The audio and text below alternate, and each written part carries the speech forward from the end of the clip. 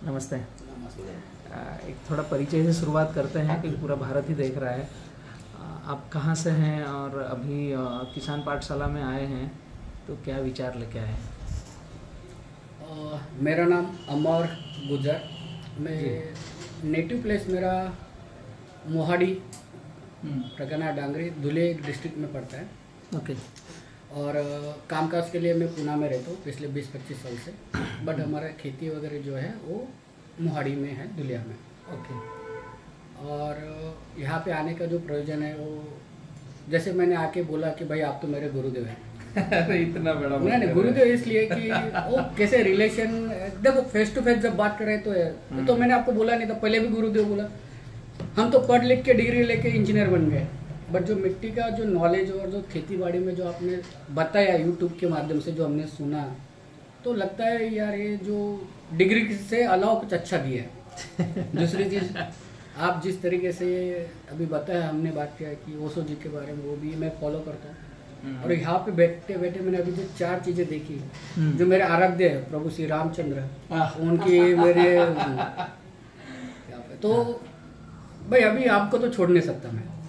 बड़े भैया ना राम जी के बहुत अनन्य भक्त हैं और ये जो पूरी रामायण देख रहे हैं ना, ये पूरी रामायण का एक अलग अलग हिंदी, इंग्लिश, संस्कृत, इनका सबका कलेक्शन है उनके पास। उसके साथ में यहाँ से 50-100 गाँव में प्रतिदिन रामायण कराते हैं वो। अरे और एक हिंदुत्व के लिए अवेयरनेस कैंपेनिंग, और रामायण कैसे कराते हैं, हर मंदिर में अपनी तरफ से भैया की किसान पाठशाला की तरफ से रामायण पोथी पाठ और वो सब रखे हुए हैं। आप बाहर में देखोगे तो आपको मिलेगा। और हर गांव में अनाउंसमेंट है कि जो भी व्यक्ति, बच्चा, महिला, बिटिया आकर के रामायण पाठ करेगी तो एक पेज का 10 रुपये अपनी तरफ से दिया जाता है। अरे वाह। आइए मंदिर में आप रामायण पाठ कीजिए। आपको लगता है तो इंग्लिश में, इंग्लिश की रामायण है, आपको लगता है संस्कृत में, आपको लगता है हिंदी में, 3 भाषाओं में रामायण। वो भैया का है वो एक ऐसा, वो खुद राम जी के अनन्य भक्त है। तो मैं तो उनसे भी मिलना चाहूंगा। ये तो आपने और एक डायमेंशन दे दिया। नहीं सच में ये हिडन पार्ट है, वो न किसी को बताते न कुछ करते, वो अपने मन से चलता रहता है। तो मैं ये बात हमसे हो रही थी, आपसे आने के बाद मैंने वो साइन के बारे में पूछा। ये पे तो लिखा तो नहीं था, आप तो किसान के बारे में बात करते हैं, बट वो साइन क्या है? हाँ, वो सिग्नेचर है। फिर बाद में ओशो का सिग्नेचर, अभी ये पता चला। तो ये जो है ना, ये कहीं ना कहीं मेरी डेस्टिनेशन है सपोज, जो मुझे यहाँ तक खींच रही है। डेफिनेटली तो मेरे आराध्य, इसलिए तो मैं छोड़ नहीं सकता। तो आपके भाई अभी तो मैं उनके दर्शन के लिए ये अपना जब होगा कितना होगा ये पता नहीं मेरे को, but I definitely be in touch with him.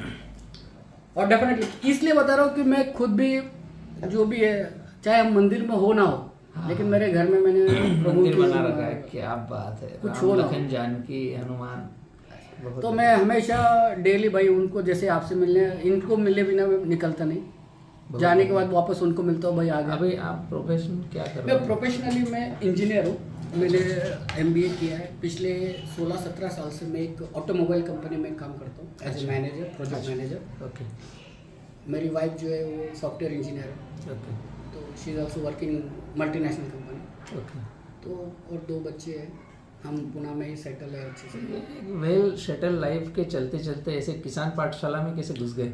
क्या है ना कि जैसे हमारे पिताजी वगैरह सब वो किसानी है, और बचपन से जो बचपन है हमारा वो गांव से निकले। हम कहीं पहले से ही पुणे में। बिल्कुल बिल्कुल सही है। तो एक खेती में काम करना, गोबर उठाना, किसान हल चलाना से ही निकले हैं ना हम लोग भी, कहाँ से जाएंगे? तो ये सब मैंने वही से किया। तो एक खेती से हमारा जुड़ा है। और पिताजी का 3-4 साल पहले देहांत हो गया, तो अभी वो स्टार्ट किया हमने, चलो भाई देखते हैं। कितनी खेती है अपने पास? पूरा मेरा खेत जो है एक 12 से 14 एकड़ मेरा है। अच्छा। पिताजी का। ओके। और ये मेरे भाई, ये बड़े भाई जी, काका के जी, इनका नाम पंकज है। और इनकी भी खेती आप धुलिया से प्रॉपर है? हाँ, प्रॉपर धुलिया से। अभी कौन सी खेती कर रहे हैं पंकज जी? हम कपास और सूर्यफूल लगाते हैं अभी। ओके। सूरजमुखी और कपास। हाँ, सूरजमुखी और पानी कपास। की कमी है वहाँ पर? नहीं, पानी तो मैं 5 किलोमीटर से लेके आऊँ पाइपलाइन से, और कुआं खोदा है वहाँ पे। अच्छा अच्छा। खेत में अप्रैल मई में पानी कैसा रहता है वहाँ पे? मेरे पास तो अच्छा है, क्योंकि रोड को पानी रहता है, डैम बना हुआ है, वो डैम में पानी रहता है। 2 साल में 3 बार पानी आता है गाँव के लिए। आपने भी किसान पाठशाला चैनल को देखा है? 2-4 बार देखा है। और ये जो ऑर्गेनिक का आया, मैं पतंजलि में शॉप में था पहले। अच्छा। तो पतंजलि के यहाँ पे 2-3 साल मैंने किया काम, तब से मेरे को ये ऑर्गेनिक के बारे में ये ज्यादा हुआ, बाबा रामदेव का सुन के। फिर ऐसे ही देखते देखते फिर वो चिया का आया। फिर खेती में हम तो रखते पूरा पसीना रात दिन जाके करते, लेकिन फायदा नहीं रहा। तो भी ऊपर से कर्जा हो रहा है, तो इसकी वजह से भी वही है, इसीलिए हमने स्लोगन दिया है। नहीं, तो इसकी वजह से भी हम भी दुलिया में चले गए, गांव छोड़। अच्छा, गांव छोड़ के छोटा भाई के पास छोड़ दिया। खेती में पकेगा नहीं तो शहर चलो। तो फिर हो रहा है, ये हो रहा है, हम ये हो रहा है। तो फिर बाद में छोटा भाई, हमारे छोटे भाई जो तो अभी 4-5 महीने गुजर गए, बाद में भी भाई भी आए उधर से। तब तक मैंने वो वीडियो देख के पूरा वो तुर्की की बाजरी लाए थे, वो बाजरी इनके खेत में डाला, वो भी सक्सेस हो गई। आपकी कितने एकड़ जमीन है? सलीका है हमारा। मेरा 12 एकड़ है, तो 13 एकड़ मेरा है, तो उनका भी 13 ही है ना। हमारे पिताजी का पार्टीशन हुआ। 4 भाई थे, 4 भाई सबको 12-13 एकड़ आया। 13 एकड़। और सब में इनके यहाँ पे भी पानी की मुबलक है, इनकी भी पानी भी पानी है। हमारा जो खेत है वो ऑलमोस्ट हम बोल सकते हैं कि नियरली 100% सुपी है, काली मिट्टी है। हमारा कार्बन परसेंटेज भी अच्छा है। मैंने अभी खेती जांच किया था हमने, तो पीएच लेवल वगैरह सब सही है। मैंने आपका ये वीडियो भी देखा था कि आप कहीं पे भी लैब में आपको आपके मिट्टी का कार्बन परसेंटेज निकाल के देते, वो सिर्फ आप निकाल के देते हैं। और आपने कॉज भी बताया था, आप वो मिट्टी भेज दो हमें। सॉइल टेस्टिंग करते हैं। तो ये जो क्लैरिटी रहती है ना, इवन तो आप गवर्नमेंट के इसमें भी लैब में जाएंगे तो वो भी नहीं पता बताते। एक्चुअली सभी संस्थाएं क्या कर रही है, प्रोटोकॉल के तहत चल रही है। जो बुक्स में या जो लॉ में या एक प्रोटोकॉल बन गया है उसके इर्द गिर्द चल रहे हैं। एक्चुअली जब वो बने थे उस समय शायद वो सही थे, वो प्रोटोकॉल। समय बदल रहा है, इन्वायरमेंट बदल रहा है, हमारे काम करने की शैली बदल रही है, हमारा डेटा बदल रहा है, तो प्रोटोकॉल भी बदलना चाहिए। वही रूढ़िवादी, वही का वही 1 2 3 4 5 वही परंपरा। अभी जैसे वो कानून है अंग्रेजों ने बनाए, अभी देखो आपने क्या देखा कि मैं ये तो हार्डकोर किसान है, मैं किसान से आगे आके पढ़ के इंजीनियर बन गया प्रोफेशनल। अभी ये जो है ये सागर, अभी ये बताएंगे। मेरा नाम है सागर प्रमतेश पटेल। अभी मैं नासिक में रहता हूँ। मेरा नेटिव प्लेस है येवला, तालुका येवला, डिस्ट्रिक्ट नासिक, महाराष्ट्र है, भारत से। एक्चुअली मैं किसान नहीं हूँ, मतलब मेरे पिताजी थे किसान ही थे, लेकिन बाहर जाकर भी कुछ नहीं। फिर हम लोग, मैं सीखा, पुणे में पढ़ा बड़ा, 10 साल मल्टीनेशनल कंपनी में मैनेजर के अकाउंट्स में था मैं। उसके बाद में मेरा बिजनेस में ये था, तो मैं नासिक में आके मेरा प्रिंटिंग एंड पैकेजिंग में सेल्फ प्रोड्यूस स्टिकर मैन्युफैक्चरिंग का बिजनेस है। स्टिकर का? हाँ, स्टिकर का हम लोग याद दिलाना मुझे, बहुत सारे स्टिकर बनाना। हाँ, हम लोग oil, food, pharma, oil industry, lubricants, बहुत सारे मतलब ऑल पैन इंडिया हम लोग काम करते हैं। अच्छा। इसी बीच में जब पुणे में भी था तो मुझे ये खेती ये चीज़ का बहुत लगाव था। कुछ चीज़ें थी, तब मैं उसका स्टडी किया, मैंने क्या क्या कर सकते हैं, क्या नहीं, प्लानिंग बनाता रहा। फिर जब मैं नासिक में आया तो मुझे वो स्पेस मिला कि भाई अभी अपना कुछ कर सकते हैं। तो 1-2 साल पहले, बिफोर कोरोना, मतलब लगभग में तारीख होगी 6 मार्च 2019, तो मैं नासिक आया, शिफ्ट हुआ। क्या पूरा नाम बताया? Sagar Pramtesh Patel, taluka Yeola, district Nashik, Maharashtra. Number share कर लेंगे अपन। जी बताइए। तो वहाँ पे आया मैं, तो उसके बाद मुझे माती से तो जुड़ना था। तो उसका एक मेन रीजन था, मैं आजू बाजू में देख रहा था तो 100 लोगों में एक कैंसर का पेशेंट था, छोटे थे। अभी तो शायद अभी 10 लोग में हो गया। हाँ, अभी बढ़ गए। और क्या हो गया, सबके पास सदनता है, पैसा है, सब चीज़, और आदमी निकल जाता है। तो ये चीज़ अभी जब घर में 5-6 लोग हैं तब हो रही है, आगे तो 1-2 ही बचे। तो हेल्थ ये जो चीज़ है, ये मुझे लगी कि ऐसा होना चाहिए कि उस पर काम होना चाहिए। और फिर उसमें सर्च करने के बाद फिर पंचगव्य पे आया मैं कि भाई यही है जो रूट है, वही बचा सकता है, अदरवाइज कुछ नहीं बचा। फिर अपन क्या कर सकते हैं, तो मैंने मेरे जो पार्टनर उनके साथ डिस्कशन किया, हमने फैक्ट्री के बेस पर गौशाला स्टार्ट किया। बहुत बढ़िया। हमने फिर गिर गाय फिर ढूंढा, फिर हम लोग स्वामीनारायण संस्था BAPS से जुड़े हुए। अच्छा। फिर हम लोग वहाँ गुजरात में गए नवसारी में, वहाँ से फिर हमने 3 बछड़िया, दूध की कोई अपेक्षा कुछ नहीं करना, अगर हम लोग उसकी सेवा कर सकते हैं तो फिर कुछ कर पाएंगे। अदरवाइज हम लोग अभी डाला जैसे आपने बोला कि आज लगाया कल रिजल्ट चाहिए, वो काम नहीं होने, जादू नहीं चाहिए। हाँ, और फिर हम कर सकते हैं सदनता से उसको करें। फिर हमने लाया उसका एक 4 जुलाई 2022 को हमने उसको स्टार्ट किया, को रन किया। फिर उसमें से हमने प्रोडक्ट बनाना चालू किया, थोड़े बहुत जो भी क्लीनर, फ्लोर फैक्ट्री में जो फ्लोर क्लीनर लगता था वो गोमूत्र से वगैरह ऐसा चालू किया।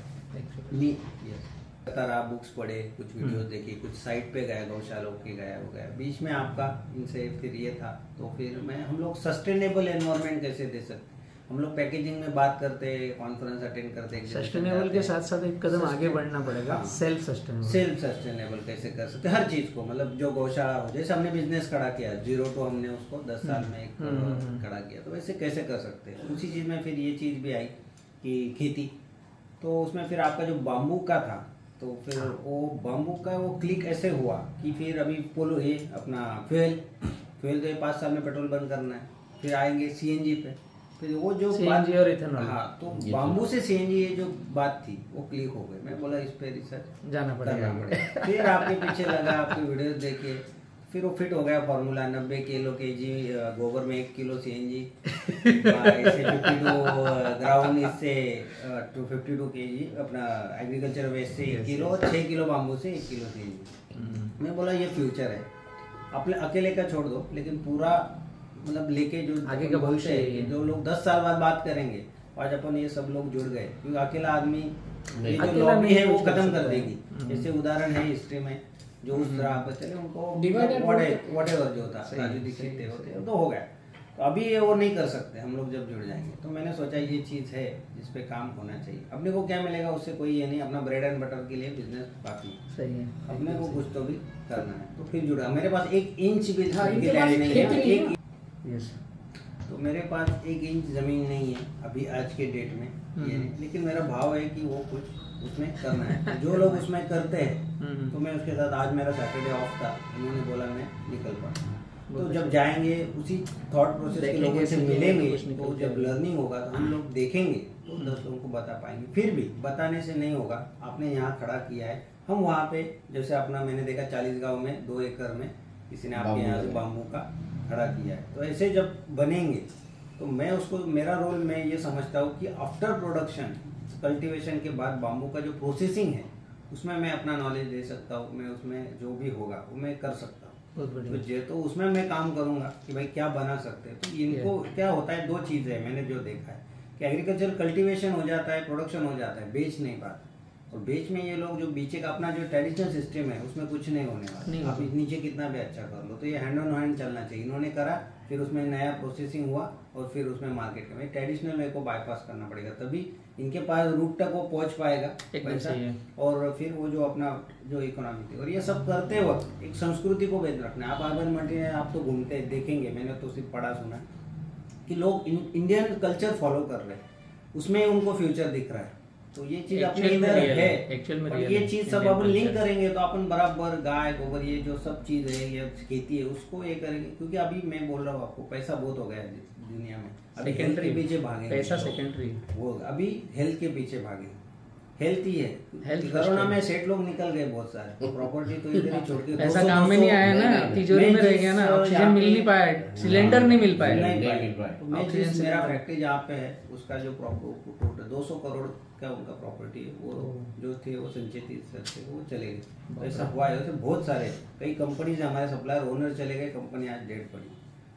तो ये सब घुमा फिरा के कोई क्या भी बोले, हेल्थ पे जाने वाला है। और अपने को अपना जो कल्चर है वो लोग बाहर से लेके, आज अमेरिका 3 पेटेंट लेके बैठी है गोबर इस पे, गोमूत्र पे, वो कैंसर के दवाई बने के अपने को भेजेगी वापस, अपन आज अगर अवेयर नहीं हुए तो ये चीज है अपने, और वो अपनी खुद की संस्कृति है, और वही सस्टेनेबिलिटी है। मेन चीज है सस्टेनेबिलिटी के ऊपर। बातें कितनी भी कर लो, FSC सर्टिफिकेट कुछ भी ले लो, ग्राउंड पे वही टिकने वाला है।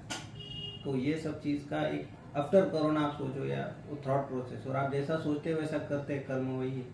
तो फिर मैं इसमें लगा, और मेरा जो आप बोलोगे फिर प्लानिंग है, यही है किसी चीज़ में आगे जाना है, एक सेल्फ सस्टेनेबल मॉडल है, बाम्बू एक मेरा एक बेस है उसके ऊपर। और ऐसा सस्टेनेबल है, खुद की लैंड है तो मैं तो लैंडलेस हूँ, मेरे पास कोई ज़मीन नहीं, तो ऐसा है कि प्लानिंग करके कि वो ज़मीन ले, उसका जैसे मैं मशीन लेता हूँ तो 5 साल में रिकवरी उसका प्रॉफिट मैं करता हूँ, तो वैसा लैंड लिया आज के डेट में तो बाम्बू लगा के उसको मैं 6 साल में मील कर दूँ, मतलब एक इन्वेस्टमेंट है, मेरा खुद का है, कुछ करना है नहीं, पढ़ा है। मैं अच्छी बात निकाली आपने। हाँ। इस पर मैं आपको एक एक्सेल सीट भेजूंगा। हाँ कई सारे मित्र हमारे साथ में प्रॉपर्टी ब्रोकर हैं। हाँ एक इंदौर के ही मित्र हैं जो प्रॉपर्टी में काफ़ी साइजेबल काम करते हैं। बराबर।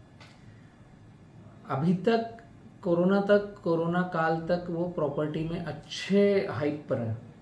कोरोना के बाद दम से गया ना प्रोग्राम, लोगों से पैसा छूट नहीं रहा है, जो है ठीक है, अभी स्वास्थ्य को देखते हैं, आगे बढ़ते हैं। उन्होंने मेरे से एक मॉडल शेयर किया और हमने चर्चा करके एक डिज़ाइन बनाया। जैसे प्रॉपर्टी ब्रोकर को क्या लगेगा कि ज़मीन खरीद ली, वो 5 साल में उसका रेट क्या होगा, कौन से मौके की ज़मीन हो, फिर उसका एनए कराकर उसको डाइवर्शन करा करके उसके प्लॉटिंग करी तो उसका रेट क्या हो, प्लॉटिंग करने के बाद उसको किराया भाड़े पे दिया तो क्या रिटर्न निकल के आएगा। एक पूरी वो चेन है प्रॉपर्टी ब्रोकर की, एक वो पूरी 1 2 3 4 5 ऐसा एक सर्कल है पूरा। तो सर्कल पर हमने जब सर्च किया कि 1 एकड़ जमीन ये जिस हिसाब से खरीद रहे हैं, खरीद कर उन्होंने कॉलोनी काट कर बेचा तो क्या निकला, उन्होंने बिल्डिंग बना करके भाड़े पे चढ़ाया, किराए पे दिया तो क्या निकला, और तीसरा वर्टिकल हमने निकाला कि 1 एकड़ जमीन आपने खरीदी, उसकी फेंसिंग करी, पानी का सोर्सेस किया और उसमें बैम्बू लगाया तो क्या निकला। ये पूरा एक हमने एक्सेल शीट बनाया कंपैरेटिवली, और पूरा कंपैरेटिव बनाने के बाद में जब उन डाटाओं को हमने फॉलो करना चालू किया तो अभी उन्होंने 350 एकड़ जमीन खरीद ली और उसमें बैम्बू लगा दिया है।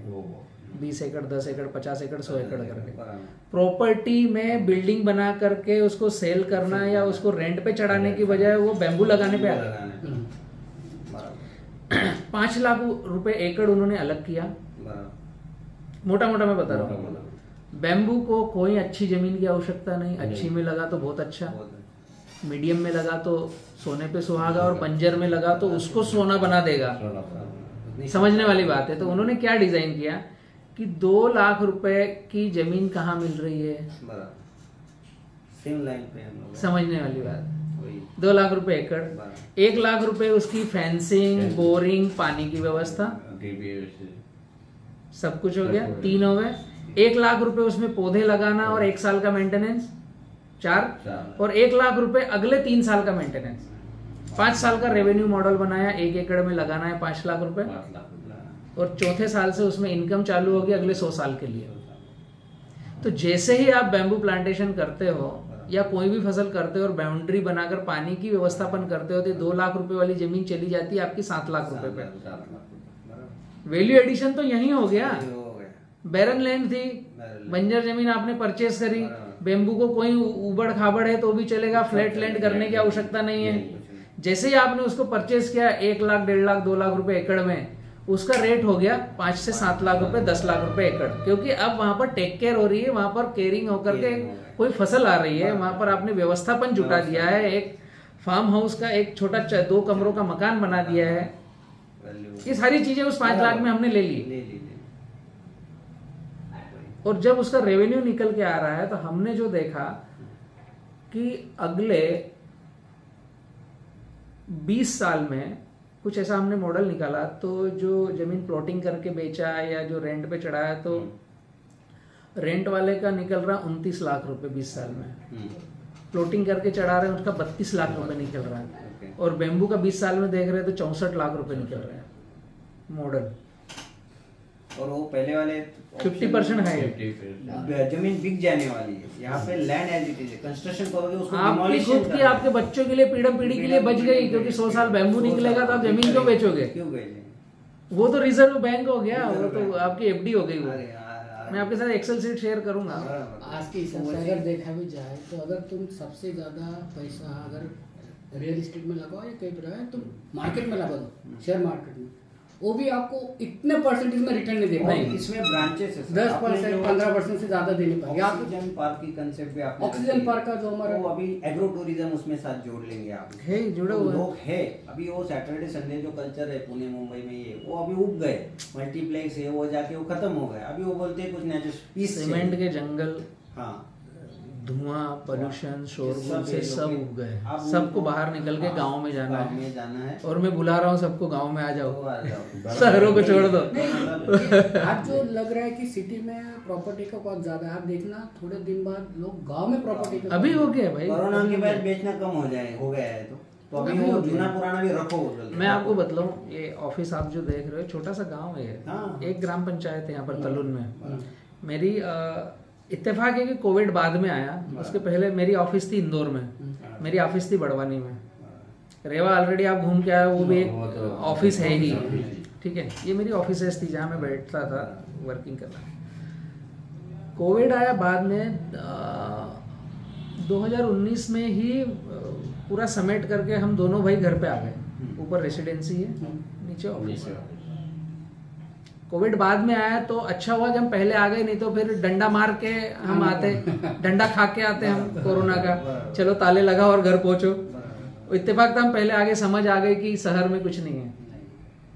देखो आपको आवश्यकता है तो आप पूना से यहाँ आए ना। मैसेज दिया है आपने, हाँ वही मैं अगला मेरा तो आप अगर अच्छा काम कर रहे हैं तो आपको हम खोजते आए इधर, आए ना। उसका कैसा है क्या पहली है, बार मुलाकात हो रही है तो हमारी। ऐसे बहुत लोग आते होंगे, आ रहे तो हैं, one of हाँ, them। तो मतलब इसमें क्या आपने एक मैसेज दिया हम लोग किसी को भी कि भाई आप अगर अच्छा काम कर रहे हो तो आप world जहाँ आपको हो वहाँ ढूंढता आपको आएगा। आएगा। आपको जरूरत नहीं जहाँ हो है आएगा। कि कॉर्नर पे या फिर ऐसे रोड टच लैंड चाहिए हाँ, या या कहीं इंदौर हाई-फाई में चाहिए। नवलखा पे आपका ऑफिस लोग आएंगे। चाहिए, कोई जरूरत कोई नहीं जरूरत है। आपको है, if you are doing the great work the people will search you and आपसे एक दो और क्वेश्चन पूछूंगा मैं। हाँ, सर। अंदर आने के बाद क्या कुछ चेंज फील हो रहा है या कैसे लग रहा है यहाँ तो पर? हमने तो पहले चीजें देखी कि क्या है, क्या है, तो किधर है। गोबर प्रिंट या लगा, गोबर हमने प्रिंट पूछा का कि आता है। आपके इधर आए, एंट्री किया, वहाँ पे अपनी संस्कृति के हिसाब से वो पूछते हैं। ऑफिस जो बनाया है ना ये मैंने, हाँ। यहाँ पर अगर आप देखोगे कुछ टेक्सचर को तो ये भी हाँ। आपको अलग दिखेगा। हाँ वही मिट्टी ये पूरा ऊपर छत है, जो पीओपी कराते हैं या जो भी करते हैं। अंदर 15 बच्चे बैठ करके कॉल सेंटर है, किसान सुविधा केंद्र है पाठशाला का। तो वहाँ पर भी मतलब जो डिजाइनर था उन्होंने बोला यहाँ पर ये करना है, वो करना है, पीओपी करना है, पुट्टी फॉल सीलिंग लगा के। हमारी पुट्टी जो है ना ये है, इसमें देसी गाय का गोबर है, 30% गोबर, 30% जिप्सम, 30% पीली मिट्टी जो नर्मदा के घाट की है, और पानी नहीं मिलाया है उसमें, देसी गाय का गोमूत्र मिलाया है। ऐसा मिश्रण बनाया और पूरा लेपन किया है। ये जो हम घरों में लेपन करते थे, मेरे आगे का घर जो वहाँ आपने टर्न लिया वो झोपड़ी, वो पुराना घर है, वो आज भी लेपन है, 2-2 फीट की दीवार है।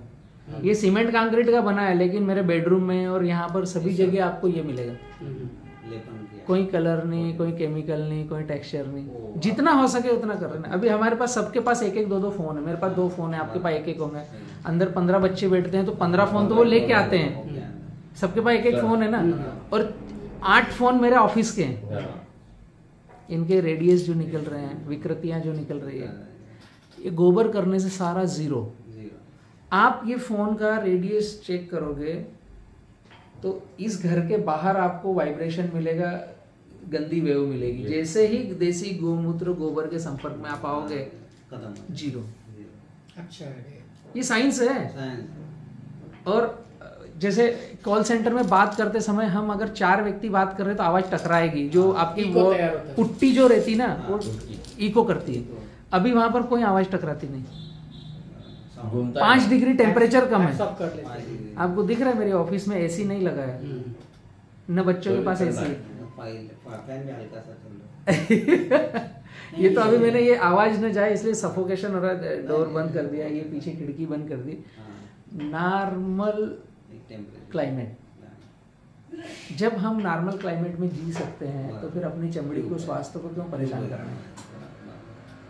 हमें जब सौंधी खुशबू चाहिए तो हम क्या करते हैं, पानी मार देते दीवार पे। तो जैसे बारिश की खुशबू आती है ना, एक फ्रेग्रेंस अलग ही निकलता है। आपके इधर और रेवा में हम लोग जहाँ पे बैम्बू लगाया है, जो आपने उधर प्लाट बैम्बू बनाते की हैं हमको वो साल जो से। ऑरा में जो ये है डिफरेंस है वो ये हर घर में हो सकता है, हाँ, मेंटेनेंस फ्री है। मेंटेनेंस बार बार देने की जरूरत नहीं। मैं एक सेकंड आता हूँ अभी, हाँ, है ना, 5 मिनट।